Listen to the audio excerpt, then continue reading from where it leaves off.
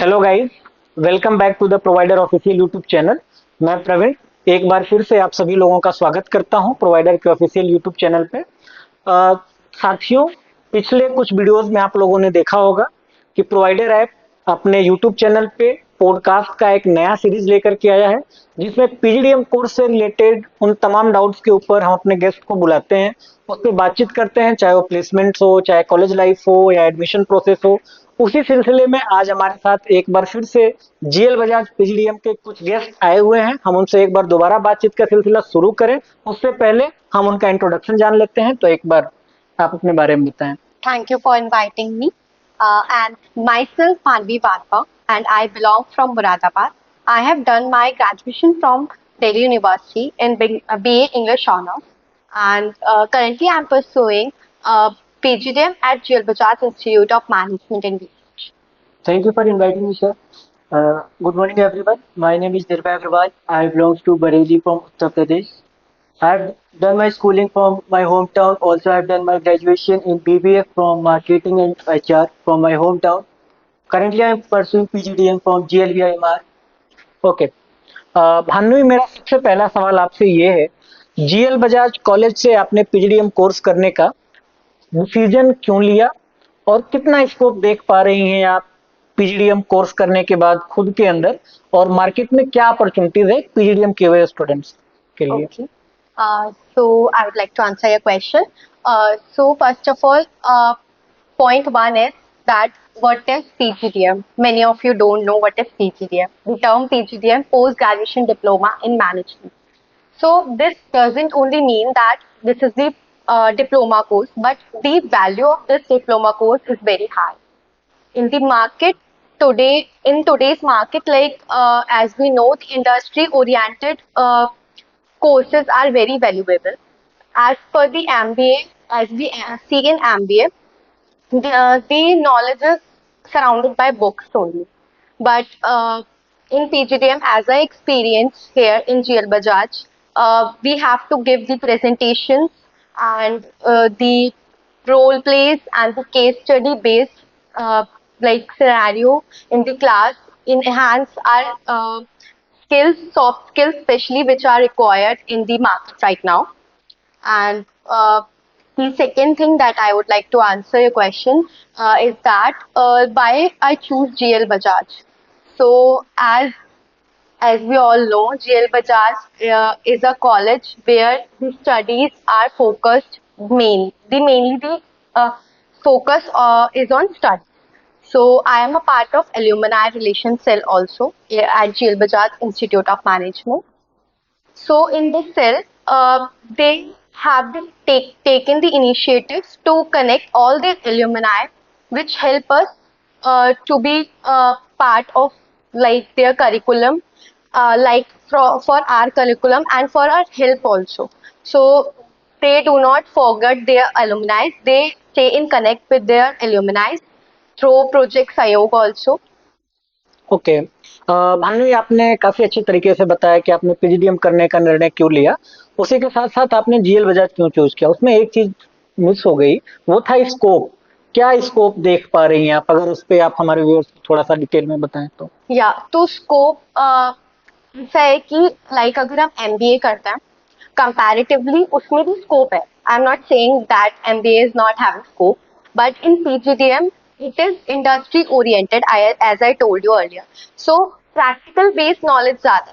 So जो हमारे पास हमारे मतलब करिकुलम है ऐसा डिजाइन किया गया है जिसमें हमारा जो इंडस्ट्री ओरिएंटेड चीजें हैं लाइक कैसे हमें प्रेशर मैनेज करना है, कि हमारे असाइनमेंट्स होते हैं कैसे उनको मैनेज करना है, तो ये हमें हेल्प करता है कि आगे हम जॉब कर रहे हैं तो वो सारी चीजें हम मैनेज कर पाए. तो अभी से ही हमें ऐसा सिखाया जा रहा है इन पीजीडीएम दैट हमें आगे जाके when we opt for any job in any field like for HR और फाइनेंस, मार्केटिंग, एनी फील्ड, तो हमें वैसा एक्सपीरियंस ऑलरेडी हो और हमारे को ज्यादा दिक्कत ना आए. ओके, मेरा अगला सवाल निर्भय आपसे है कि पीजीडीएम कोर्स जो है वो प्रोफेशनल कोर्स होने के साथ साथ जो जॉब पाने की अपॉर्चुनिटीज होती है उसको बढ़ा देता है, जॉब मिलने के जो चांस होते हैं वो ज़्यादा हो जाते हैं। As the GL Bajaj students, आप इस पूरे कोर्स को एज द स्टूडेंट्स कैसे देखते हो, और पीजीडीएम कोर्स करने के बाद कौन कौन से अपॉर्चुनिटीज के दरवाजे बड़े आसानी से खुल जाते हैं? Thank you for your question sir. First of all, like GL Bajaj हमें अपॉर्चुनिटीज प्रोवाइड करता है बहुत से एक्सपर्ट टॉक्स की, like various HRs were coming in our college. So जो एचआरस आते हैं वो हमको एक गाइड करते हैं कि हम आगे किस पाथ पर जा सकते हैं। Like some expert talks were coming from marketing, HR, finance, all the domains were coming. So every student will have a thing that हमको finance में जाना है, हमको HR में जाना है. So they all get a path regarding that. जैसा आपने कहा कि पीजीडीएम एक हमारा प्रोफेशनल कोर्स ये हमारे जॉब पाने की चांसेस को बढ़ा देता है, उस पर मैं ये कहना चाहता हूँ आपसे कि लाइक आज जो भी ऑर्गेनाइजेशंस हैं वो instead of getting a marks वो एक हमें एक्सपीरियंस मांगती है स्टूडेंट से, एंड जो कि एक पीजीडीएम कोर्स अच्छा प्रोवाइड करती है रिगार्डिंग एक फील्ड वर्क पे भी बच्चों को भेजती है, और अगर हम कहें तो एसआईपी भी प्रोवाइड करती है जो कि alumnize some of the alumni पर प्रोवाइड। तो ये कि हमारे पास अच्छी अपॉर्चुनिटीज है जीएल बजाज की तरफ से, जो कि उन्होंने इनिशिएटिव लिया एक टीम सहयोग का, जो कि एक रचित sir he is from Scotland, वो हमें गाइड करते हैं कि हमको कैसे करना है। ऑल थ्रू दिए ही वर्क ऑन अवर ग्रूमिंग कि हमको कैसे प्रेजेंट करना है, how we can perform well. Okay, so GL Bajaj में जो पीजीडीएम कोर्स को लेकर के कैरिकुलम है, उसमें प्लेसमेंट्स एकेडमिक्स के साथ ही साथ ओवरऑल ग्रोथ पे भी काफी काम किया जाता है, जैसा कि आपने बताया। भानु, मेरा अगला सवाल आपसे ये है कि पीजीडीएम का जो कोर्स होता है वो 2 साल का कोर्स होता है, और इन 2 साल के कोर्स के बाद स्टूडेंट्स जो है वो अपने अंदर कौन कौन से बदलाव पाता है और कितना कुछ नया सीख पाता है ये 2 साल का प्रोफेशनल कोर्स करने के बाद? So my answer is that कि जो प्रोफेशनल कोर्स, हाँ ये प्रोफेशनल कोर्स है, ये जस्ट एक डिप्लोमा कोर्स नहीं है। तो चेंजेस की बात करूँ तो हमारे कॉलेज में बहुत सारे अलग अलग स्टेट से बच्चे आ रहे हैं, फ्रॉम बिहार, झारखंड, उत्तर प्रदेश। मतलब ऐसा नहीं है कि अगर आपको इंग्लिश बोलनी नहीं आती या फिर आप कॉन्फिडेंट नहीं हो इंग्लिश बोलने में तो आप थोड़ा अंडर कॉन्फिडेंट फील करोगे। From the start, from the basic, like presentations में कैसे बोलना है, इंट्रोडक्शन कैसे देना है, फ्रॉम द इंट्रोडक्शन पार्ट वो आपको ऐसा ग्रूम करेंगे फ्रॉम डे वन। ऐसा ग्रूम करेंगे कि आप 2-3 महीनों में इतना अच्छा इंट्रोडक्शन देने लग जाओगे। लाइक आपको जो चेंजेस है ना वो 2-3 महीने के अंदर ही पता चल जाएंगे। कि कुछ बच्चे ऐसे थे, मैं अपना पर्सनल एक्सपीरियंस बता रही हूँ, मेरी क्लास में कुछ बच्चे ऐसे थे जो स्टेज पर जाने में भी फियर होता था कि हम नहीं जा पाएंगे स्टेज 4, बट आज वो लोग प्रेजेंटेशन दे रहे हैं, भले ही फंबल करके दे रहे हैं पर दे रहे हैं। धीरे धीरे करके अभी 3 महीने तक इतना टाइम आ चुका है कि they are standing and giving the presentation. तो 2 साल में, आई थिंक अभी 3 महीने हुए मतलब कोर्स ज्वाइन करे हुए, 2 साल में हमारे अंदर बहुत सारे चेंजेस आ जाएंगे। अभी में ही इतने सारे चेंजेस हैं तो 2 साल में बहुत सारे चेंजेस आएंगे। हमें एक्सपर्ट टॉक्स में बैठने का मौका मिल रहा है, वो हर कॉलेज प्रोवाइड नहीं करता एक्सपर्ट टॉक्स। तो एक्सपर्ट टॉक्स ऑलमोस्ट हमारी डेली एक्सपर्ट टॉक्स होती हैं। हमारी बहुत सारी लाइव प्रोजेक्ट में अभी से ही 3rd-4th मंथ से ही बच्चे हमारे लाइव प्रोजेक्ट में जाने शुरू हो गए थे हमारे कॉलेज से। हर्षीज के लाइव प्रोजेक्ट में बच्चे गए थे, वहां पे उनको एक्सपोजर मिला कि कैसे अभी से ही वो लोग आगे इंडस्ट्री में कैसे काम करेंगे। तो 2 साल में तो स्कोप है। ओके, भानु, आपने बताया कि 3 महीने में ही आपने भी और आपके बैच के भी कुछ स्टूडेंट्स ने काफी कुछ सीखा। कोई एक दो स्किल्स के बारे में अगर आप बता पाए जो आपने इंडिविजुअल सीखा हो, अगर हमारे व्यूअर्स को, कि ये 2 स्किल्स जो आपको लगता है कि आपको या तो पहले से आती हो और अच्छी हुई हो, या आपने बिल्कुल नया ही सीखा हो। ओके, तो लाइक मैं स्टार्ट करती हूँ। जैसे क्लास 12 के बाद I am from BA background, graduation मैंने बीए में। और ऐसे ही कुछ बच्चे ऐसे हैं जो बीटेक वाले भी हैं पीजीडीएम में, कुछ ऐसे हैं जो बीएससी वाले भी हैं। ठीक है। तो ऐसा जरूरी नहीं है कि अगर आप बीबीए करके ही आ रहे हो पीजीडीएम में तो ही आपको ज्यादा फायदा होगा। बट अगर आप बीटेक करके भी आ रहे हो या बीए करके भी आ रहे हो, मैंने प्रेजेंटेशन ग्रेजुएशन में नहीं दी और टू बी ऑनेस्ट, बट अब यहाँ आके प्रेजेंटेशन देके हमारी प्रेजेंटेशन की स्किल्स इनहेंस हुई हैं। और कैसे क्लास में ग्रुप डिस्कशंस होते हैं हमारे क्लासेस में, अलग अलग सेशंस रखे जाते हैं ग्रुप डिस्कशन के। तो जो लोग को अकेले बोलने में फियर है कि नहीं बोल पाते सिंगल, बट ग्रुप में वो लोग डिस्कस कर, तो ग्रुप डिस्कशंस जो है वो भी इम्पोर्टेंट पार्ट प्ले कर रहे हैं हमारे कॉलेज में। और साथ ही साथ हमारे को इतना ज़्यादा मोटिवेट किया जाता है कि क्वेश्चंस पूछो, क्वेश्चंस पूछो।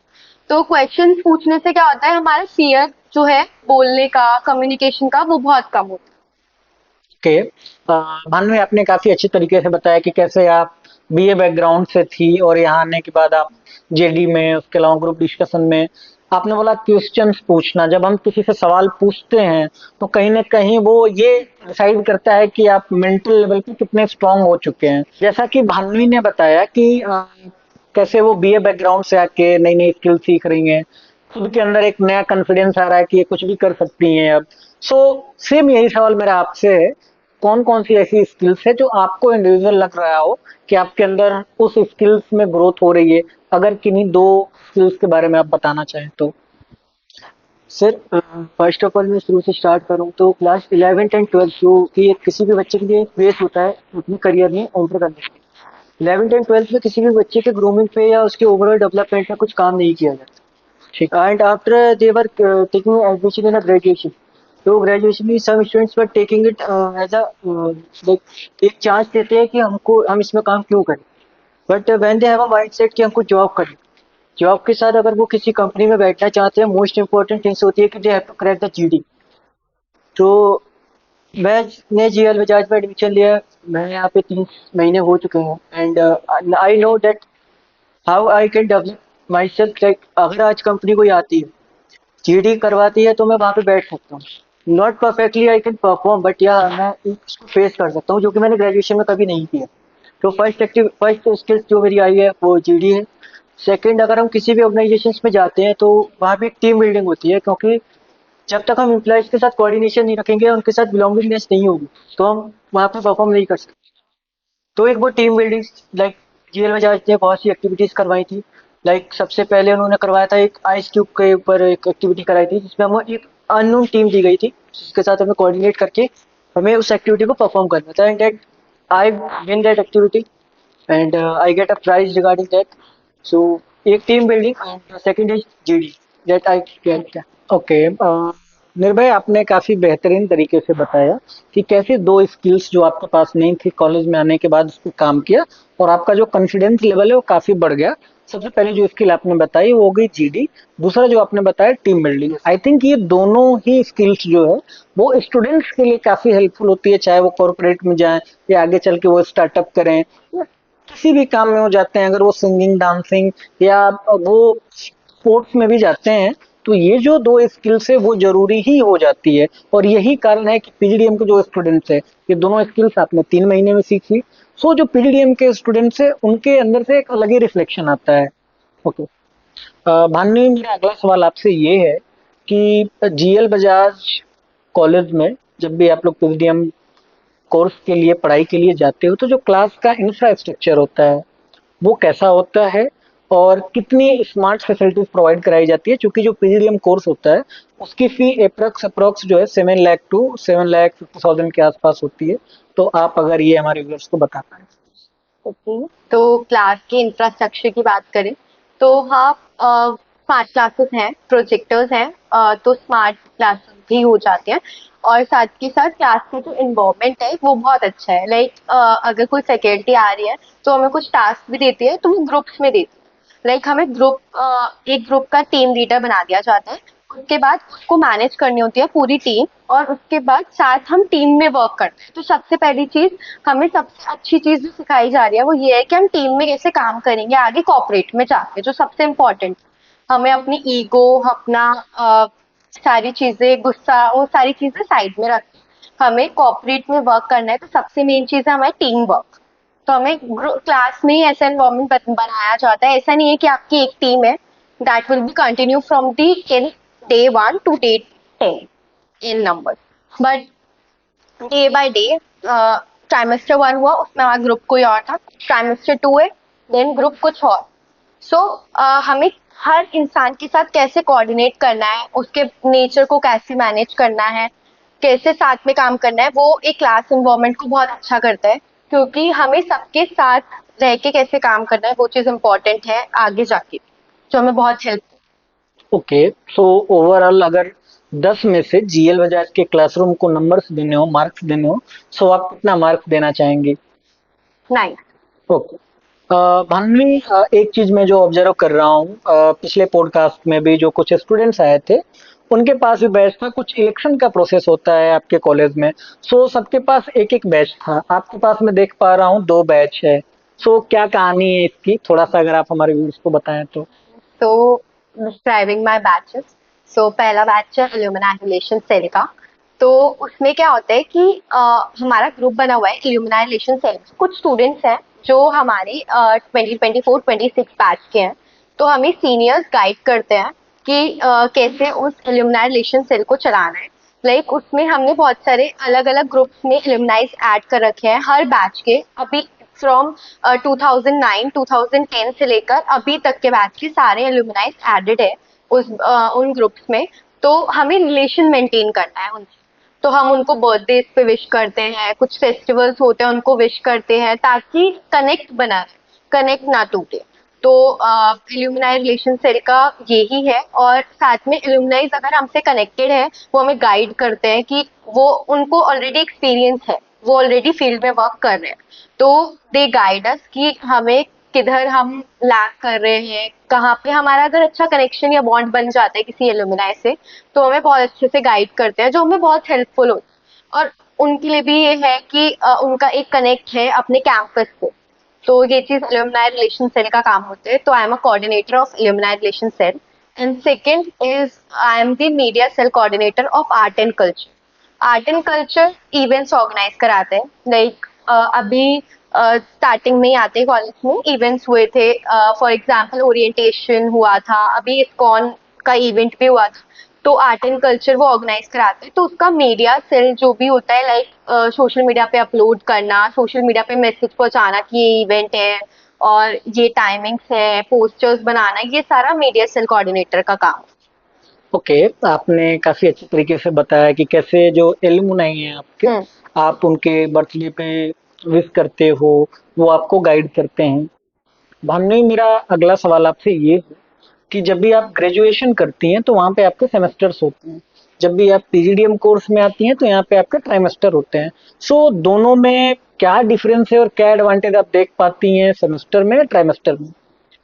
सो आंसरिंग योर क्वेश्चन, सेमेस्टर में क्या होता है कि एवरी 6 मंथ्स हमारा एक सेमेस्टर इन ग्रेजुएशन यूजुअली होता है। एवरी 6 मंथ, 6 मंथ के गैप पे होता है। तो हमारा वो फ्लोर एग्जाम्स देने वाला और एक प्रेशर एग्जाम्स वाला कि हमें कंटिन्यूशन में पढ़ाई नहीं हो पाती है। हर एक स्टूडेंट मतलब कंटिन्यूशन लास्ट टाइम पे 1 महीने या 2 महीने पढ़ाई। बट अब हम यहाँ पे पीजीटीएम में आए हैं। तो यहाँ पे क्या है कि ट्राइमेस्टर प्लान, ट्राइमेस्टर में क्या होता है कि हमारे ऑलमोस्ट हर दूसरे महीने एंड टर्म्स होते हैं और हर महीने मिड टर्म्स होते हैं। तो मिड टर्म्स में हमारे काफी आधा कॉन्सेप्ट जो होता है वो एग्जाम देके वहीं पे क्लियर हो जाता है मिड टर्म। तो फर्स्ट सेकेंड यूनिट्स वहीं पे आ जाती है, बाकी की 3 यूनिट्स जो होती है बाकी की वो हमें प्रिपेयर करनी होती है। तो मेरा पॉइंट ये है कि कंटिन्यूशन में स्टडीज रहती हैं। ऐसा नहीं है कि हमें केवल 6 मंथ पे हमारे एग्जाम्स है तो हम 4th 5th मंथ में लेके बुक्स बैठ रहे हैं और वहाँ पे पढ़ रहे हैं। बट अभी ट्राइमेस्टर में ये है कि हमें कंटिन्यूशन में हमारा कोर्स है ऐसा प्लान्ड है कि हमें कंटिन्यूशन में पढ़ना ही पढ़ना है। कि 1 महीने हमारे मिड टर्म है, नेक्स्ट महीने हमारी एंड टर्म है। तो हमें एक दूसरे को प्रेशर नहीं आता कि हमें लास्ट में ही पढ़ना है। निर्भय, हम लोगों ने अपने पूरे पॉडकास्ट में पढ़ाई से रिलेटेड, प्लेसमेंट से रिलेटेड, इसके अलावा ट्राइमेस्टर, सेमेस्टर, फॉरेन ट्रिप से रिलेटेड बहुत सारे बातचीत किए। आप मेरे को ये समझाओ या हमारे व्यूअर्स को आप ये बताओ कि पढ़ाई के अलावा स्टूडेंट्स को अगर रिफ्रेश फील करना हो या खुद को एक तरह से देखा जाए तो पढ़ाई के अलावा भी जो है थोड़ा सा इंटरटेनमेंट की तरफ जाना हो, सो जीएल बजाज कॉलेज इसके लिए क्या फैसिलिटीज प्रोवाइड कराता है और एक पीजीडीएम का स्टूडेंट्स खुद को कैसे रिफ्रेश रखता है? Thanks for your question sir. Like GL Bajaj एक ऐसा प्लेटफॉर्म है कि एक हर स्टूडेंट्स के ऊपर काम करता है, whether it is from PGDM or any other course. But if we talk about PGDM, there are some अलग अलग मतलब अलग अलग क्लब्स हैं उसमें, लाइक जैसे art and culture club, marketing club, HR club and many more are there. So उसके उस क्लब्स को एक डायरेक्शन दी जाती है कि उसको हर वीक एक एक्टिविटीज प्रोवाइड करें। ठीक है, वो जो एक्टिविटीज इस उसमें क्या कहते हैं हम, इस वे में होती है कि एक वो पढ़ाई से भी रिलेटेड हो जाए और बच्चे स्टूडेंट्स का एंटरटेनमेंट भी हो जाए। सो अगर हम टॉक करें मार्केटिंग का, तो वो जो जो भी गेम्स प्रोवाइड कराते हैं या जो भी हर वीकेंड में गेम्स करवाते हैं स्टूडेंट्स से, वो ऐसा भी होता है कि उससे स्टूडेंट्स को लर्न भी होता है एक मैनेजमेंट कॉन्सेप्ट या कोई भी मार्केटिंग स्ट्रेटजीज को वो लर्न भी कर पाते हैं, और दूसरा उनका एक एंटरटेनमेंट भी हो जाता है। अगर मैं एक रिसेंट एक्टिविटी की बात करूँ तो एक एडमेट शो होता है जिसमें स्टूडेंट्स अपना एंटरटेनमेंट भी कर सकते हैं कि how well they can perform, और दूसरा ये भी परफॉर्म हो सकता है कि एक एडवर्टीजमेंट का उनको आइडिया लग जाता है कि एक एडवर्टीजमेंट को कैसे हम परफॉर्म कर सकते हैं। दूसरा आर्ट एंड कल्चर क्लब, वहाँ पे भी वो हम लोग बहुत सारे इवेंट्स को प्रोवाइड करते हैं जिसमें they can showcase their talent कि मतलब whether in form of art, dance or any other things. So similar there are some clubs जो कि एक लर्निंग भी प्रोवाइड करते हैं और एक स्टूडेंट्स के एंटरटेनमेंट को भी प्रोवाइड। ओके, सो जेएल बजाज कॉलेज जो है वो आपके पढ़ाई के साथ साथ एंटरटेनमेंट पे भी उतना ही काम करता है, ताकि एक स्टूडेंट्स का जो मेंटल स्टेटस है वो इक्वल बना रहे, पढ़ाई के साथ साथ उसको रिफ्रेशमेंट भी मिलता रहे। ओके। ओके, सो निर्भय, जो अगला सवाल है मेरा, ग्रेटर नोएडा में पीजीडीएम कोर्स को लेकर के बहुत सारे कॉलेज हैं। सो जो जीएल बजाज कॉलेज है वो बाकियों जो बाकी के कॉलेज हैं उनसे कितना अलग है, और क्या ऐसे कारण थे जिसको आपने पैरामीटर मान करके जीएल बजाज कॉलेज में एडमिशन लिया? सर फर्स्ट पॉइंट मैं ये कहना चाहूँगा, डिसिप्लिन। किसी भी ऑर्गेनाइजेशन के लिए एम्प्लॉय जो होना चाहिए वो एक वेल डिसिप्लिन, या कोई भी इन एक ऐसी कोई एक्टिविटी ना करने वाला हो जो कि इफेक्ट करे ऑर्गेनाइजेशन की कल्चर से उसके एथिक्स को। क्योंकि एक जीएल बजाज हमको प्रोवाइड करता है एक ऐसा सिनेरियो जिसमें कि बच्चे को एक डिसिप्लिन लर्न करने का मौका मिलता है कि वो कैसे उसको एक रन कर सकता है अपने आप को। And secondly I over director में सब मिसेस सपना राकेश मैम का एक नया इनिशिएटिव है कि पीयर्स लर्निंग का, जो कि उन्होंने ये कहा है कि अगर जो हमारा बैच सेक्शंस है उसमें जो बच्चे हैं जिनको दिक्कत होती है किसी भी कम्युनिकेशन में लेके, तो उन्होंने कुछ बच्चों का एक अलग अलग ग्रुप बनाया हुआ है कि वो अपने ग्रुप में कुछ बच्चों को ऐड कर सकते हैं to guide them how to communicate with people, to make a frequency in their English communication. So एक और जो अलग फैकल्टीज पर्टिकुलर सब्जेक्ट्स की हैं वो भी हमारे कॉलेज में कुछ इनिशिएटिव्स लेती हैं हमारी क्लासेस में, लाइक पीनट्स बडीज का। जैसे अकाउंट्स में बहुत से बच्चे होते हैं अलग अलग बैकग्राउंड के, जिनको दिक्कत होती है कि हम न्यूमेरिकल्स को कैसे सॉल्व करें या ये कॉन्सेप्ट को कैसे लाएं। फ्रॉम साइंस के जो स्टूडेंट्स होते हैं, 11th 12th के जो स्टूडेंट्स आते हैं, कुछ होते हैं पीसीबी साइड्स के या पीसीएम साइड्स के या कॉमर्स साइड्स। उसके बाद ग्रेजुएशन में कुछ कॉमर्स के होते हैं जो कि मैनेजमेंट से ही अपनी ग्रेजुएशन कंप्लीट करके पोस्ट ग्रेजुएशन में आते हैं। तो जो पोस्ट ग्रेजुएशन करने आते हैं यहाँ पे पीजीडीएम में, उनको मैम एक पीनट्स बडी के तौर पे रखती हैं, जिससे कि वो एक जो नॉन नॉन कॉमर्स स्टूडेंट्स हैं, जो भी अकाउंट्स के जो कॉन्सेप्ट उनको अनक्लियर है या कोई भी चार्ट्स वगैरह अलग इसमें होते हैं, तो उसको ही वो क्लियर कर सके उनको पॉइंट। स्टिल अगर उनको कोई डाउट रहता है तो वो मैम हेल्प करती हैं कि फर्दर गाइड के अकॉर्डिंग कि मतलब कैसे वो और उसको बेटर कर।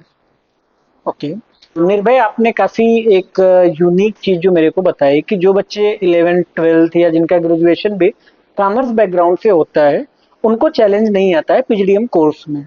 जैसा भानवी ने बताया था कि ये बीए बैकग्राउंड से हैं, इंजीनियर्स तो भर भर के देश में हर साल प्रोड्यूस ही होते हैं, क्योंकि इंजीनियरिंग कोर्स करने वालों की संख्या काफी ज्यादा हर साल रहती है, तो वो भी आते ही होंगे पीजीडीएम कोर्स में। सो कितना इजी हो पाता है जो कॉमर्स बैकग्राउंड से होते हैं उनके लिए पीजीडीएम कोर्स, और कितना टफ हो पाता है उन बच्चों के लिए पीजीडीएम कोर्स जो कॉमर्स बैकग्राउंड से नहीं होते हैं? अगर आप इस पे थोड़ा सा प्रकाश डालें, क्योंकि कॉमर्स बैकग्राउंड से जो बच्चे हैं उनके लिए तो काफी आसान हो जाता होगा, लेकिन जो बीटेक वाला बच्चा है, जो बीए वाला बच्चा है, वो कैसे चैलेंज फेस करता है, और इवन आप खुद किस बैकग्राउंड से हैं, इस पे भी थोड़ा सा प्रकाश डालें। सर मैं commerce with maths from 11th and 12th का स्टूडेंट्स हूँ, and also I have done my BBA in graduation from marketing and HR. So मेरा मैनेजमेंट के कुछ कॉन्सेप्ट्स क्लियर है, बट ऑल दो जो स्टूडेंट्स आते हैं अलग बैकग्राउंड से, जैसा कि आपने कहा कि इंजीनियरिंग बैकग्राउंड के जो स्टूडेंट्स आते हैं, अगर हम मैनेजमेंट का कॉन्सेप्ट देखें तो सर हर एक हर जगह यूज होता है। लाइक मैनेजमेंट होता है कि हम हर चीज को मैनेज कैसे करते हैं। इंजीनियरिंग में भी अगर स्टूडेंट्स सीखते हैं तो वो कुछ ना कुछ इस मोटिव से सीखते हैं कि उनको चीज मैनेज करनी है। तो इंजीनियरिंग के अगर कोई स्टूडेंट्स पीजीडीएम करते भी हैं तो उनको कुछ ना कुछ एक कुछ चीज़ें क्लियर होती हैं कि उनको क्या चीज़ मैनेज कैसे करनी है।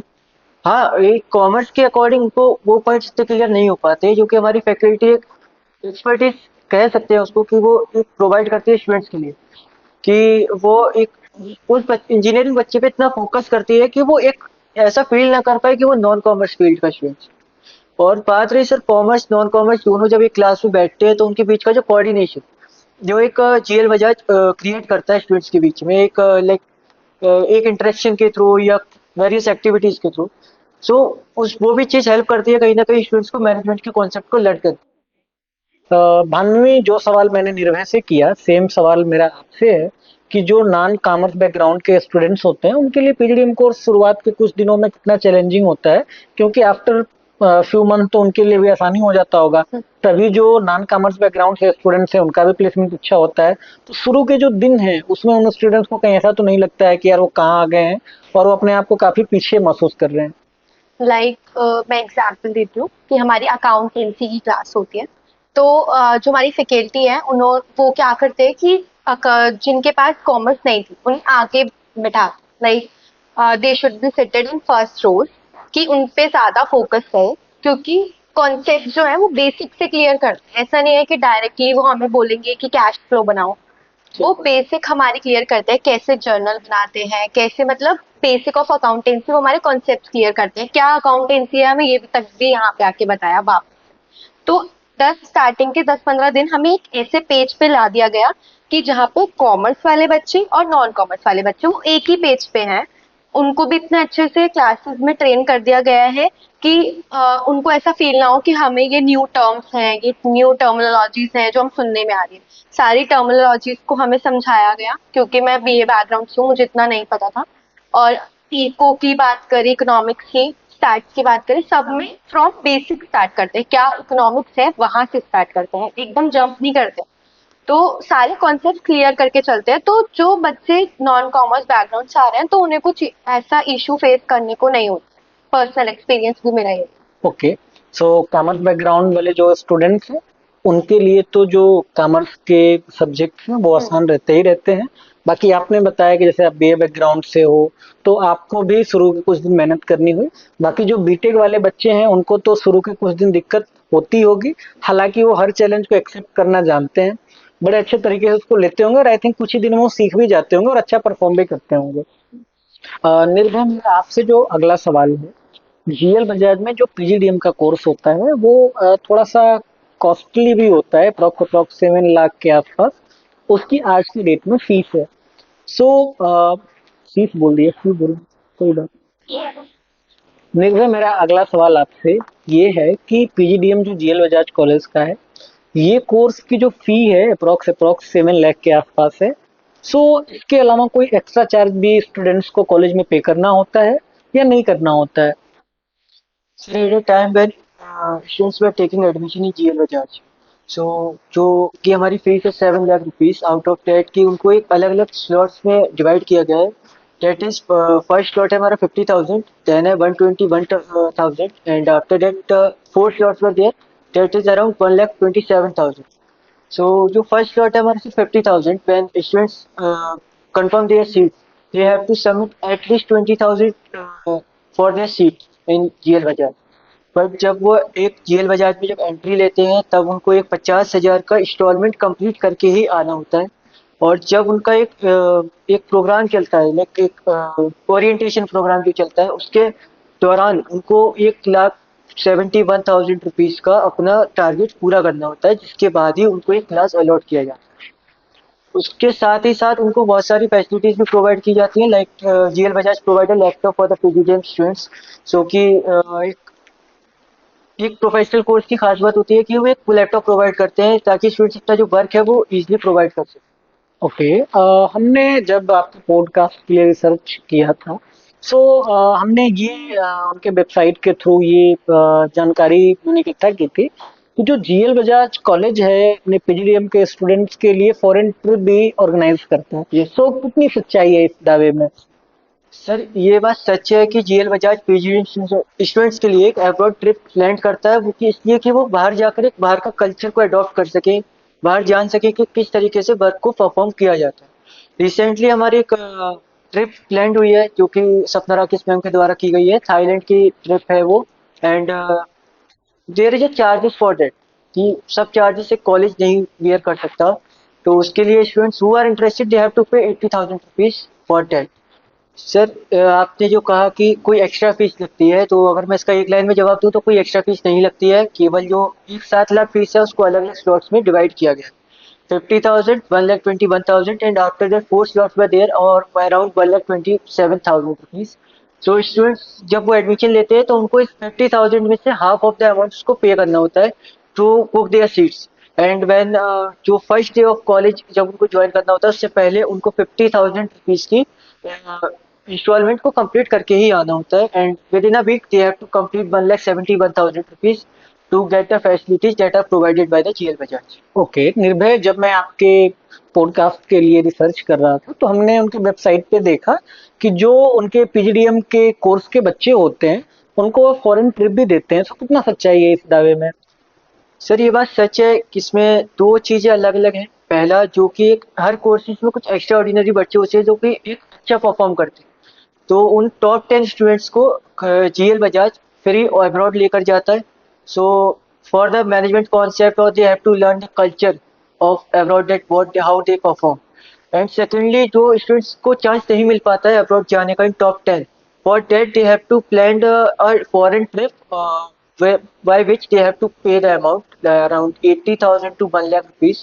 Recently one of the trip were planned and unfortunately due to some circumstances वो एक ट्रिप कैंसिल हो गई थी। बट हाँ आने वाली टाइम पे एक और प्लान की जा रही है।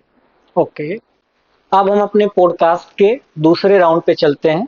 अगर इस पॉडकास्ट का जो हमारा दूसरा राउंड होता है उसके बारे में बताऊं तो वन लाइन में उसका आपको आंसर करना होता है। मैं कुछ सवाल पूछूंगा जिसको आपको वन लाइन में डिस्क्राइब करना है। सो सबसे पहले आप मेरे को दोनों लोग ये बताओ कि आपका जो बिजनेस बुक है, सो कौन सी बिजनेस बुक आप लोग ज्यादा पसंद करते हो? So my one of the favorite book is Think and Rich Grow Rich. Okay. So my the favorite book is Seven Habits of Highly Effective People। Okay okay nice. आप लोगों का कौन सा बिजनेसमैन जो है वो रोल मॉडल है? So my father only, he is a businessman, so he is my role model. Okay, किस चीज का बिजनेस करते हैं वो? Wholesale business. Okay okay So for me it is content writing। Okay nice. कोई एक शब्द जो आपके बैचमेट्स को डिसाइड करता हो? Coordination. ओके टीम में ओके। कोई एक शब्द जो आपके फैकल्टी को डिसाइड करे? Helpful. Okay enthusiastic okay. कोई एक आदत जिसको पीजीडीएम ने आप लोगों के अंदर इनबिल्ड की हो? Confident. प्रेजेंटेशन। ओके।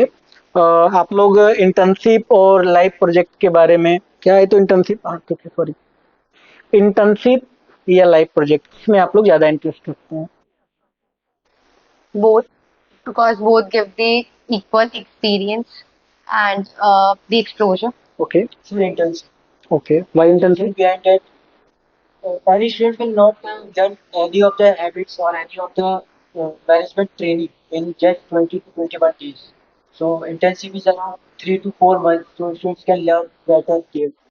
सो अब हम अपने पॉडकास्ट के तीसरे राउंड पे चलते हैं और इस राउंड को हम लोग रैपिड फायर राउंड कहते हैं। अब मैं कुछ लाइंस बोलूंगा, उसका एक वर्ड में आपको आंसर देना है।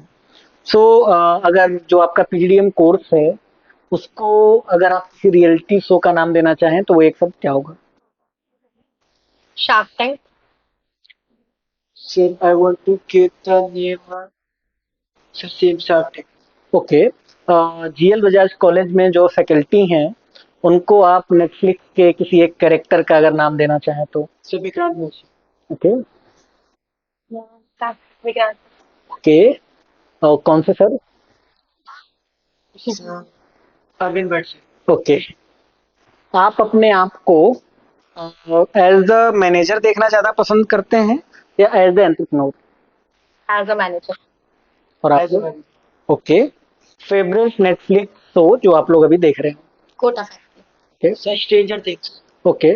सबसे लास्ट में अभी रिसेंटली आप लोगों ने कौन सी मूवी देखी? 3-2. Sir stick.